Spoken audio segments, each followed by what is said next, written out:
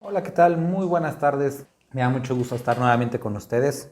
Soy el pastor Iván Olasco de la iglesia Calvary Chapel Puebla. Y como cada viernes vamos a estar estudiando el Evangelio según San Lucas. Hoy estamos llegando al capítulo 12 del libro de, de Lucas. Y es un gusto para mí poder estar con ustedes y estudiar verso a verso este libro. Antes de comenzar, les quiero recordar, nos pueden mandar un mensajito o hacer una llamada al teléfono 22 26 03 1403, 22 26 03 1403. Puedes mandarnos un mensajito de WhatsApp o una llamada para estar en contacto con nosotros. También nos puedes encontrar en Calvary con VY, Calvary Chapel Puebla en Facebook o en www.calvarychapelpuebla.com. Y nos dará mucho gusto poder platicar contigo, responder tus dudas o comentarios. Pues vamos a iniciar con una oración. Padre, te damos muchas gracias por este día, por la oportunidad que nos das el día de hoy de escuchar tu palabra y te rogamos que hables a nuestros corazones, Dios. Gracias, en el nombre de Dios Jesús. Amén. Pues vamos al capítulo 12 del Evangelio según San Lucas. Según San Lucas, capítulo 12, versículo 1. Dice, en esto, juntándose por millares la multitud, tanto que unos a otros se atropellaban, comenzó a decir a sus discípulos, primeramente. Entonces, inicia este capítulo poniéndonos en contexto que había muchas personas para ese momento siguiendo a Jesucristo. Es uno de los momentos de mayor popularidad en el ministerio de Jesucristo. Dice, se juntaran las personas por millares. Entonces, miles iban a escuchar a Jesús. Habían tantos en esa ocasión que incluso se atropellaban al caminar, ¿no? Ahora, en este contexto, checa lo que Jesucristo dice. Dice, guardaos de la levadura de los fariseos, que es la hipocresía, porque nada hay encubierto que no haya de descubrirse, ni oculto que no haya de saberse. Por tanto, todo lo que habéis dicho en tinieblas, a la luz se oirá, y lo que habéis hablado al oído, a los aposentos, se proclamará en las azoteas. Entonces Jesucristo habla a sus discípulos acerca de algo que era contrastante con lo que se podía ver. Por una parte veíamos a muchas personas siguiendo a Jesucristo y la pregunta sería, ¿cuántos de estos millares, de estos miles, seguían a Jesucristo auténticamente? Es decir, tenían un propósito verdadero. Jesucristo introduce aquí a esta conversación el término hipócrita y dice, guárdense de la levadura de los fariseos, que es la hipocresía. En ocasiones pasadas ya hemos hablado que era un fariseo. Un fariseo era un grupo del liderazgo, vamos a decir, judío, que se caracterizaban por su forma tan rigurosa de guardar la ley. Jesucristo en varias ocasiones tiene estos encuentros con ellos en los que les recrimina su observancia externa de los aspectos de la ley, pero en el corazón, en lo interno, no guardaban la ley realmente, ¿no? Había una forma únicamente externa de guardar la ley. Y dice que la levadura es generalmente, o en todos los evangelios lo vemos como un símbolo del pecado. El pecado de los fariseos era la hipocresía. Y nos los liga con el contexto que inició, que es una gran multitud. Entonces, podemos ver una gran multitud siguiendo a Jesucristo, pero con una motivación incorrecta. Ahora, nosotros utilizamos generalmente el término de hipocresía, o en el terreno en el que más lo utilizamos, es en el terreno de las relaciones, ¿no? Cuando decimos que un familiar, un amigo, es hipócrita, es aquel que, bueno, y eso lo hacemos generalmente, ¿no? Cuando decimos que alguien habla mal de nosotros, ¿no? Entonces, que es una persona cuando está con nosotros, pero detrás de nosotros habla mal, hace comentarios, y generalmente utilizamos esta frase, y bueno, esta palabra hipócrita para definir eso. Ahora, la hipocresía que nosotros vemos aquí y la que podemos entender, que obviamente no aplica únicamente a las relaciones, sino a varios aspectos de la vida, La hipocresía no siempre es tan evidente. Y es importante leer los dos siguientes versículos, bueno, que ya lo leímos, dice, porque nada hay encubierto que no haya de descubrirse, ni oculto que no haya de saberse.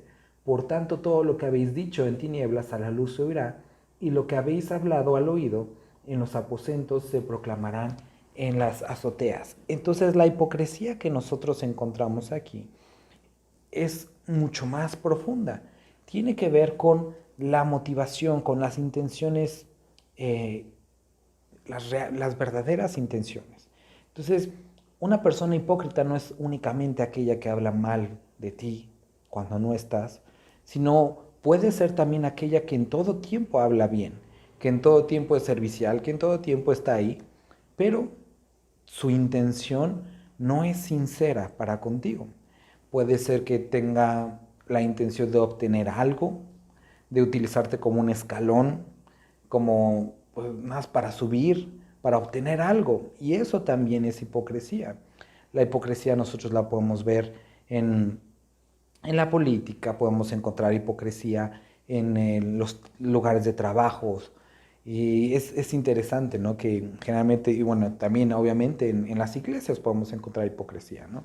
Pero esto es algo de lo que se les ataca mucho a los cristianos. Dicen, yo no quiero ir con los cristianos porque son unos hipócritas, ¿no? Y lo que siempre les comento cuando escucho esto es, bueno, entonces si tu problema es con la hipocresía, pues no deberías de ir ni al cine, ni a las plazas comerciales, ni a los lugares de trabajo, porque el mundo está lleno de hipócritas. Muchas veces hemos actuado de esta manera. Posiblemente no hablamos detrás de las personas, no atacamos, pero nuestras motivaciones no son siempre sinceras. ¿Te has dado cuenta de incluso de la forma en la que hablamos, ¿no? Por teléfono, cuando marcamos a alguien y decimos, oye, hola, ¿qué onda? ¿Cómo estás? ¿No? Y realmente no nos interesa cómo está, es el protocolo para poder decir lo que necesitamos. Nos decimos, ¿qué onda? ¿Cómo estás? Oye, quería pedirte de favor, porque realmente a veces ni siquiera nos esperamos a saber cómo está la persona. Vuelvo a repetir, es únicamente el preámbulo para poder ir a lo que necesitamos, ¿no?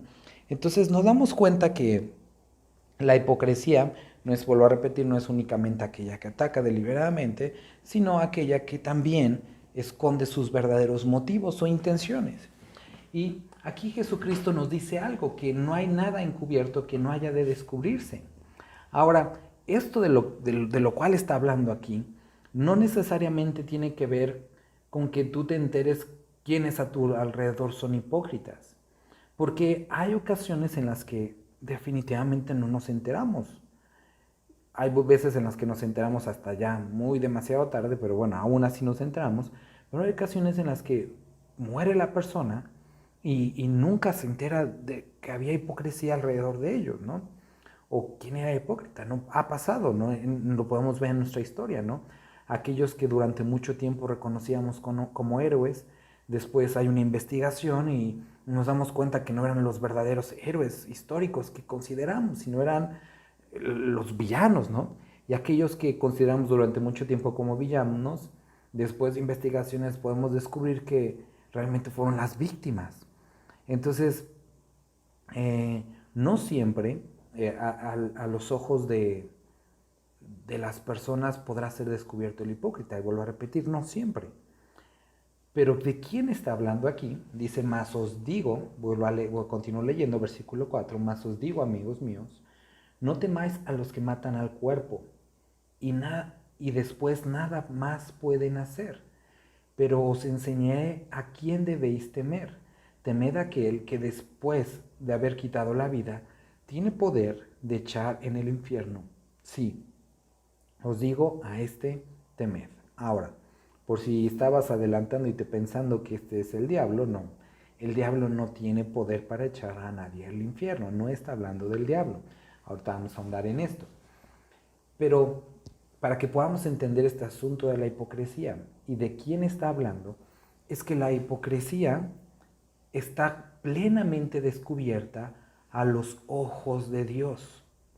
Entonces, hay muchas ocasiones, hay muchas circunstancias que para el ser humano es algo desconocido, pero Dios sabe, Dios conoce y las intenciones del corazón del hombre le son manifiestas. Y sabes, esto es un descanso que nosotros podemos tener. Habrá ocasiones en las que nos puedan llevar a nosotros al baile, pero Dios ve, oye y conoce. Habrá ocasiones en las que nosotros podamos llevarnos al baile a las personas y dar una imagen de piedad completa, pero Dios sabe y dará a cada uno la recompensa de sus propios actos. Entonces, queridos amigos, amigas que están escuchando, la hipocresía es algo de lo cual Dios nos anima a librarnos, a apartarnos de la hipocresía, porque Él sí entiende, Él sí conoce y Él no toma a justos por pecadores ni a pecadores por justos. Si tú el día de hoy eres un creyente que está llevando una doble vida, una vida hipócrita, déjame decirte que posiblemente engañes a los que están alrededor, engañes a tu iglesia, engañes a tus padres, a tu esposo, a tu esposa, a tus hijos, a todo el mundo. Incluso a ti te podrás estar engañando, pero a Dios no puede ser burlado. Entonces arrepiéntete y cambia este aspecto. La Biblia nos lleva a vivir vidas transparentes. Dios le pedía a Abraham, anda delante de mí y sé perfecto. Ahora, cuando habla de este término perfección, cuando nosotros vamos al original, al hebreo, está hablando de una vida transparente delante de Dios. Entonces, nosotros necesitamos esforzarnos en este tipo de vida, una vida transparente. Habla el libro de Juan, las cartas de Juan, que si decimos que no tenemos pecado, somos mentirosos. Y esta es la verdad. Todos, por muy quien te quieras creer, todos tenemos pecado delante de Dios.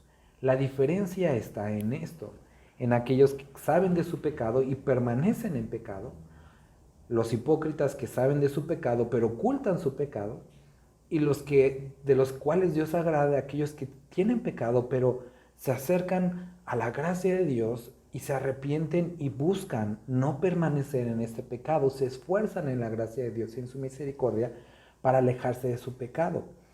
Las cartas de Juan también nos hablan acerca de esto. La diferencia está en estos frutos dignos de arrepentimiento, en esto que testifica que estamos esforzándonos en su gracia. Y eso es algo importante. Es muy, muy importante como creyentes alejarnos de la hipocresía, porque por fuera podemos vernos bastante bien, pero por dentro ser personas totalmente podridas. ¿Recuerdas? El capítulo pasado hablamos esto de los fariseos, ¿no? Cómo ellos daban una imagen de piedad por fuera, pero por dentro había pues personas totalmente diferentes. Leíamos antes del corte los primeros 2 versículos hablando acerca de la hipocresía. Ahora, la hipocresía destruye familias, destruye comunidades, destruye países. La hipocresía es algo de lo que nosotros deberíamos estar cuidándonos. Hablamos de esta hipocresía que es aquella en las motivaciones, en las intenciones. Jesucristo se dio cuenta que había mucha gente, millares siguiéndolo, así lo dice la palabra. Y aquí la pregunta es, ¿cuántos estarían realmente con la motivación y la intención adecuada en el corazón? No lo sabemos. Lo que sí podemos saber el día de hoy, y deberíamos saber, es cuál es mi intención para seguir a Dios. ¿Por qué hago lo que hago? ¿Te has preguntado por qué haces lo que haces con respecto a tu fe en Cristo? ¿Por qué levantas las manos? ¿Por qué vas a la iglesia? ¿Por qué cantas? ¿Por qué oras? ¿Por qué lees la Biblia? Son preguntas que muchas personas le hacen a los creyentes y es triste que muchos creyentes no pueden contestarlo. No saben por qué hacen lo que hacen. Y entonces nos damos cuenta que es realmente la reacción a una costumbre, a una tradición o simplemente a seguir el grupo. Pero no encontramos una verdadera relación en esto. Y es importante que nuestra relación con Dios sea eso, una relación no basada en ritos, no basada en costumbres, sino algo auténtico, guiado y dirigido por la palabra de Dios. Guárdate de la hipocresía y de hacer las cosas nada más para ser visto, de los demás, o para obtener algo, o para evitar algo. Dice el versículo 4, mas os digo, amigos míos, no temáis a los que matan el cuerpo y después nada más pueden hacer. Pero os enseñaré a quién debéis temer. Temed a aquel que después de haber quitado la vida, tiene poder de echar en el infierno. Sí, os digo, a este temed. Entonces Jesucristo mismo está hablando esto, recuérdalo, es Jesucristo hablando, y dice que nuestro temor no debe de ser aquellos que lo que más pueden hacer es matar este cuerpo. Y unos podrán decir, bueno, ¿qué más querías? Pero tenemos que ponerlo en la perspectiva divina. Y te he hablado muchas veces de esto, ¿no? Desde la cruz las cosas se ven diferente, porque puedes invertir así todo en estos 70, 80 años que vayas a vivir. Pon tus 90 bien vividos, ¿no? Comiendo frutas y verduras y haciendo ejercicio. Y eso es lo más que vas a vivir. Pero ahí acaba. Y nada de lo que hagas vas a poder llevártelo. Eso lo sabemos todo. Y eso será todo. Pero debemos de entender que después de estos 80, 90 años, sigue una eternidad. Y hay dos opciones. Y entonces Jesucristo le está diciendo, no temas a quien puede quitarte la vida aquí, porque esto es pasajero. Preocúpate por agradar o por estar bien delante de quien tiene control y poder sobre la vida venidera. Y esto es algo muy importante el día de hoy. Si tú eres un creyente, es decir, que le has entregado a Cristo Jesús tu vida, tienes que entender eso. Hay muchas personas el día de hoy sumamente preocupadas por su salud debido a la pandemia. Y digo, está bien, pero me gustaría saber si están igual de preocupados por su salud espiritual. Y esto es algo mucho más importante porque esto trasciende a la eternidad. Y el día de hoy, seas creyente o no seas creyente, si estás escuchando esto, me gustaría hacerte esta pregunta. ¿Estás interesado también en tu salud espiritual como lo estás en tu salud física? Porque es bueno y recomendable, y te animo a que continúes haciendo el lavado de manos, la distancia social, el uso del cubrebocas, esto adecuado. Pero ¿qué con la salvación? Y si tú estás totalmente ahorita enfocado como creyente en esto y estás descuidando tu fe, o si como no creyente no has entregado tu vida a Cristo Jesús, ni siquiera te has puesto a pensar en esto, déjame decirte que hay un mal más grande que el coronavirus. Y este es el pecado, porque este te puede llevar a una eternidad apartado de Dios, y aquí como dice, al infierno. Y déjame decirte que el infierno no es un lugar, y obviamente te lo digo no porque lo conozca, porque nadie lo conoce, no, y te lo digo porque lo dice la palabra, eso es nuestra regla y la que nos habla acerca de estas verdades. La Biblia nos dice que primero el infierno es un lugar que está destinado ¿para quién? Para Satanás y sus ángeles, únicamente. Entonces eso lo dice Mateo 25. Dios no diseñó el infierno para los seres humanos. Espérame aquí un poquito. No quiere decir que no va a llover humanos ahí, sino el porqué de la existencia del infierno era para castigar la rebelión de Satanás y sus ángeles. Ahora, y van a ir hacia allá, porque eso también es lo que dice la Escritura, todos aquellos, lo dice en la palabra, esta es la condenación, que la luz vino al mundo y los hombres amaron más las tinieblas. Dios pagó por los pecados de todos, pero las personas que no decían aceptar su sacrificio irán a este lugar a compartir pues este castigo con Satanás. El infierno no es un lugar de festejo. Satanás no es el príncipe del infierno. Él no está allí en su trono. No hay nadie ahorita en el infierno. Esto es lo que nos dice, por ejemplo, Apocalipsis capítulo 19, versículo 20. La primera persona o las primeras personas que van a estar en el infierno son el anticristo y el falso profeta. Eso nos lo dice en el libro de Apocalipsis. Después del anticristo y el falso profeta, todavía hay un periodo de tiempo llamado el milenio, y después de eso se vendrá el juicio del gran trono blanco. En ese, todas aquellas personas que no aceptaron a Cristo Jesús serán arrojadas al infierno, y Satanás será arrojado también. Pero entonces ahorita no hay nadie en el infierno no es una fiesta, no va a haber un DJ, no va a haber cerveza, no va a haber rock. Será un lugar de eterno castigo. Y muchos dirán, bueno, prefiero ir allá. Bueno, esa es tu decisión. Pero creo que no te has puesto a pensar qué significa eso realmente. Es siempre, siempre, siempre, eternamente estar pagando y no terminar de pagar.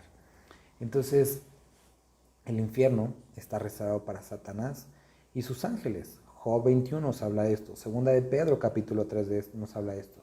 Juan capítulo 5 nos habla de esto y Apocalipsis, como decía, 19 también nos habla de esto. Entonces, pongamos nuestra atención en aquello que importa realmente, porque el temor debe de estar, nuestro respeto debe estar hacia Dios. Y por lo tanto, en aquello en lo que debemos estar enfocándonos, no es únicamente lo de esta tierra, no quiere decir que no podamos trabajar y adelante, haz todo eso porque es bueno y necesitas comer y todo eso, ¿no? Pero deberías de preocuparte de igual manera por tu salud espiritual, por tu salvación. Versículo 6 dice, no se venden 5 pajarillos por 2 cuartos. Con todo, ni uno de ellos está olvidado delante de Dios, pues aún los cabellos de vuestra cabeza están todos contados. No temáis, pues más valéis vosotros que muchos pajarillos. Y Jesucristo después de esto les habla acerca de su confianza en Dios. A pesar de la realidad de un infierno, de un lugar de castigo, Jesucristo les dice, hey, pero también recuerden que Dios tiene cuidado de ustedes. Entonces, el infierno es un lugar real, es un lugar destinado para Satanás y sus ángeles y aquellos que rechacen el regalo de Dios, pero no debe de producir un pánico excesivo porque existe una solución para que nuestros pecados sean perdonados e ir a la presencia del Padre, y esto es Cristo Jesús. Tienes que saber, vuelvo a repetir, el infierno es muy real, pero también lo es la salvación. Y aquí es donde entra el gran amor de Dios, en que mereciéndonos nosotros esto, podemos acceder a la presencia del Padre. Y esto es a través del sacrificio que hizo Cristo Jesús por nosotros. Nosotros, por ti, por mí, por cada una de las personas de la humanidad, Cristo murió. Esto es lo que nos dice, que de tal manera amó Dios al mundo, que dio su Hijo unigénito. Entonces hay una solución. No tienes que vivir tu vida de esa manera, pero necesitas elegir. No puedes tener lo mejor de las dos vidas. Necesitas entregarte a Cristo Jesús y guardar su palabra, arrepentirte, tener un cambio de vida, un cambio que es producido por la obra renovadora de Dios en nuestra vida. Continúa el versículo 8. Dice, os digo que todo aquel que me confesare delante de los hombres, también el Hijo del Hombre le confesará delante de los ángeles de Dios. Esto es una declaración hermosa delante de una declaración hermosa de Dios para cada uno de nosotros. Dice que todo aquel que me confesare delante de los hombres, y aquí es donde adquieren valor las palabras. El que me confesare delante de los hombres, también el Hijo del Hombre le confesará delante de los ángeles de Dios. Entonces, no quiere decir que, y espero que lo puedas entender, hay una mala comprensión de esto, que las palabras tienen poder, pero somos responsables de nuestras palabras y somos responsables de nuestros actos.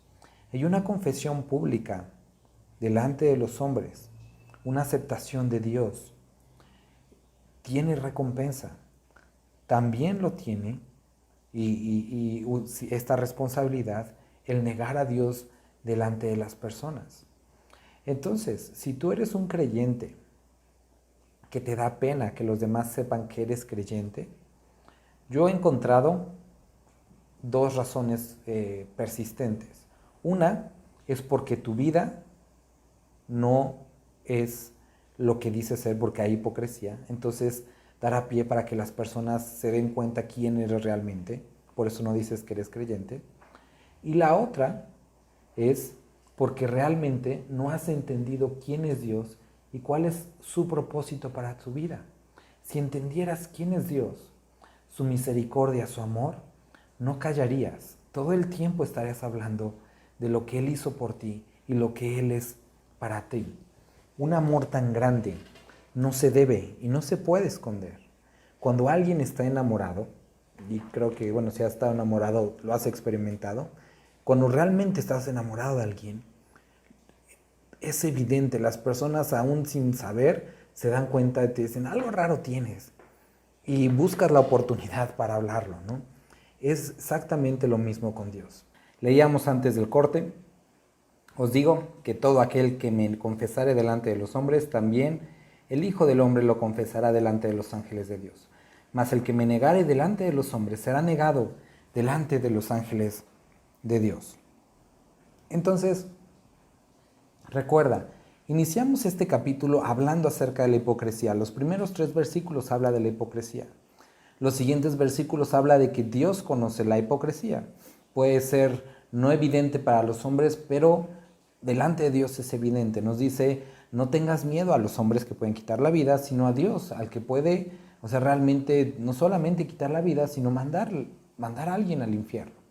Entonces, vemos cómo la hipocresía primero es una condición arraigada en el ser humano, no es característico de alguna persona en particular, sino es del ser humano. Dios conoce la hipocresía, Dios puede castigar la hipocresía, y aquí vemos esto, cómo el negar a Dios, a Jesucristo delante de los hombres, puede llevarte a que Dios te niegue a Jesucristo te niegue delante del Padre. Y esto sucede, y esto puede suceder, la hipocresía tiene un juego importante aquí. Muchos piensan que la hipocresía no es dañina, pero tiene repercusiones enormes la hipocresía, porque hay ocasiones en las que no es que niegues a Dios con las palabras, ¿no? No hay muchas personas que digan, hay algunas que sí, pero algunos que digan, no, yo no creo en Jesucristo, pero con sus actos sí lo niegan, con su forma de vivir o con su silencio. Y sabes, esto es característico de la hipocresía. La hipocresía teme al hombre. La hipocresía busca recompensa, una recompensa egoísta. Se aprovecha de los demás. Incluso intenta aprovecharse de Dios. Pero Dios conoce la hipocresía. Y si tú eres de aquellos que puedes ir a la iglesia, todo muy bien, delante de los demás todo pasa normal, pero vives una doble vida, déjame decirte que esa es una vida hipócrita. Y Dios no está ajeno a esto. Dios el día de hoy te está dando una oportunidad. Que arregles esto, que te arrepientas y que vivas una vida transparente. Porque si tú niegas a Dios con tus palabras, silencio o actos, Dios puede negarte delante, Jesucristo puede negarte delante del Padre. Y esto es cuando se hace verdad lo que dice la palabra, que algunos en ese momento dirán, Señor, Señor, en tu nombre hicimos esto, lo otro. Jesús dirá, nunca los conocí, porque su acercamiento a Dios nunca fue verdadero, o fue más bien siempre basado en la hipocresía. Y sabes, también en esto tienes que tener esta tranquilidad porque lo acabamos de leer. No quiere decir que tú de repente ni sabías y ni cuenta te diste y Jesucristo te va a negar. No. Cristo da testimonio a nuestras vidas. Esto es lo que hace el Espíritu Santo. Convence de justicia, juicio y pecado. Y posiblemente si el día de hoy estás sintiéndote confrontado por esta palabra, Dios quiere decirte algo. David oraba, examíname, oh Dios, muestra si en mí hay camino de perversidad y guíame al camino eterno. David era un hombre que, como todos, tuvo pecado, pero aún así se dice él que era un hombre conforme al corazón de Dios. ¿Sabes por qué? Porque cuando alguien le mostraba su pecado, Dios le mostraba su pecado, era un hombre que se arrepentía. Y el día de hoy eso es lo que quiere Dios de nosotros. hermana, hermano, amigo, amiga, si Dios te está hablando el día de hoy y sientes ese como que hay algo mal en ti, es el Espíritu Santo redarguyéndote y diciendo, arregla esto. No puedes continuar viviendo así. Entonces, arreglemos esto y vivamos vidas transparentes delante de Dios. Después continúa hablando acerca de, en este mismo tema, dice versículo 10, a todo aquel que dijere alguna palabra contra el Hijo del Hombre, le será perdonado, pero el que blasfemare contra el Espíritu Santo, no le será perdonado. Entonces, esto es algo que ha dado lugar para muchas preguntas, ¿no? ¿Cuál es la blasfemia del Espíritu Santo? Y saber si ya lo ha hecho, ¿no? Y muchos, yo he hablado con jóvenes y mujeres y hombres, adultos también, que me han dicho, es que yo creo que Dios ya no me ama porque algún día me burlé del Espíritu Santo cuando no le conocía, ¿no? ¿Qué es la blasfemia para el Espíritu Santo? Déjame explicártelo muy bien. Vamos a complementar esto con la primera carta de Juan en el capítulo 5, en el versículo 16. Desde el 15 dice, y sabemos que Él nos oye en cualquier cosa que pidamos. Sabemos que tenemos las peticiones que le hayamos hecho. Si alguno viere a su hermano cometer pecado que no sea de muerte, pedirá y Dios le dará vida. Esto es para los que cometen pecado que no sea de muerte. Hay pecado de muerte, por el cual yo no digo que se pida. Toda injusticia es pecado, pero hay pecado no de muerte. Sabemos que todo aquel que ha nacido de Dios no practica el pecado, pues aquel que fue engendrado por Dios, Dios le guarda y el maligno no le toca. Entonces, ¿cuál es la blasfemia al Espíritu Santo? ¿Cuál es la diferencia con el pecado de muerte? Bueno, habla la palabra de estos dos aspectos. El primero es el pecado de muerte. Hay pecados, si nosotros podemos ver, por ejemplo, todos los pecados tienen la misma paga. Dice, porque la paga del pecado es la muerte. ¿De qué muerte está hablando esto? La muerte espiritual. No es la muerte física, es la muerte espiritual. Aunque hay pecados, como acaba de decir aquí Juan, cuya consecuencia es la muerte. Nosotros podemos darnos cuenta. Hay personas que, no sé, por cometer alguna acción ilegal, van manejando, chocan y mueren, ¿no? O sea, es una consecuencia, la muerte, de la vida que están llevando. Aquellos que se involucran en una vida, por ejemplo, rodeada de adicciones y vicios, y mueren, es la consecuencia normal. Hay también casos, como en el caso de Ananías y Zafira, que nosotros vemos en el libro de Hechos, cuya consecuencia fue directamente Dios les quitó la vida. Y aquí encontramos algo interesante, que en este caso, por ejemplo, el caso de Ananías y Zafira, y en el caso también de algunas personas, lo vemos en Corintios también esto, Dios quita la vida al creyente, no como porque esté enojado, sino como protección. Y podrías preguntarte, ¿cómo que como protección? Sí, hay ocasiones en las que Dios, como conoce nuestro corazón, como acabamos de hablar, entonces Él ve que esa actitud, ese camino que estamos tomando, nos apartará de Él y finalmente provocará algo más grave, que es la muerte eterna, el distanciamiento con Dios. Entonces Dios decide quitarnos la vida y reunirnos con Él prematuramente, vamos a llamar así, para protegernos, porque sabe que es mejor esto a que nos perdamos. Y posiblemente conocerás casos, ¿no? Ahora, no todos los creyentes que mueren jóvenes quiere decir que Dios les haya quitado la vida por causa de pecado. Hay pues circunstancias normales, ¿no? de la vida aquí en la tierra. Enfermedad, accidentes, son cosas como esas. Y es aquí donde debe de cambiar nuestra concepción acerca de la muerte, ¿no? Pudiéramos pensar que es como, iba a decir fatal, pues obviamente, ¿no? Como si fuera lo peor, pero para el creyente la muerte es únicamente la transición para estar con Dios. En palabras de David decía, estaré satisfecho cuando despiertas tu semejanza, es decir, cuando cierras tus ojos aquí y los abres en su presencia. O como decía Pablo, que la ausencia del cuerpo es la presencia con Dios, es decir, tú cierras los ojos y los abres en su presencia cuando eres creyente, cuando le has entregado tu vida a Cristo Jesús. Entonces, viéndolo desde esa perspectiva, no es tan malo. La muerte no es realmente mala, sino es esa transición entre tierra, este momento físico y la vida espiritual delante de Él. Ahora, seguimos sin contestar qué es el pecado imperdonable. Vuelvo a repetir, hay una diferencia entre la muerte física y la muerte eterna, la espiritual. Y es por eso explicaba esto. Porque el pecado imperdonable que habla aquí, que estamos leyendo en el libro de Lucas, tiene que ver con la muerte espiritual. Vamos a explicarlo. ¿Cuál es la obra del Espíritu Santo aquí? La obra del Espíritu Santo, lo acabamos de ver, es convencernos de justicia, juicio y pecado. Eso nos lo dice la palabra. También nos dice que el Espíritu Santo nos hablará toda verdad. También nos dice la palabra que el Espíritu Santo da testimonio de Jesucristo. Entonces, cuando nosotros rechazamos la obra del Espíritu Santo en nuestra vida, por lo tanto, estamos rechazando el sacrificio de Cristo Jesús. Ahora, no quiere decir que digas como una grosería al Espíritu Santo y eso no te sea perdonado. Eso es lo que debemos de entender. Cristo pagó por todos los pecados y no hay un pecado tan grande que la sangre de Cristo no lo pueda pagar.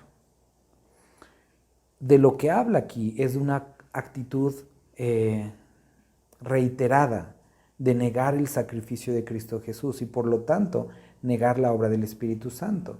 Y eso es afrentar al Espíritu Santo o blasfemar contra el Espíritu Santo, cuando constantemente nos estamos resistiendo a lo que Él quiere decir acerca del único camino que hay para acercarnos al Padre. Y es entonces cuando estamos cometiendo vamos a llamarlo así, el pecado imperdonable. ¿Por qué? Porque cuando nosotros negamos reiteradamente la obra del Espíritu Santo en nuestra vida, no hay más. Dice la palabra que no hay otro camino, no hay otro mediador entre Dios y los hombres, sino únicamente Jesucristo. Y si tú rechazas el único medio para ser salvo, es por eso que este pecado, esto produce la muerte. Porque no hay forma de que pueda ser salvo, porque no hay otro nombre dado a los hombres en quien podamos ser salvos, sino Jesucristo. Estamos en el capítulo 12 y estamos leyendo ahorita el versículo 9 y 10. Estamos hablando de esto que se ha conocido como el pecado imperdonable, que la palabra lo menciona como la blasfemia en contra del Espíritu Santo, la cual dice no será perdonada. Hablábamos antes del corte acerca de que no hay pecado tan grande que la sangre de Cristo no pueda perdonar o cambiar.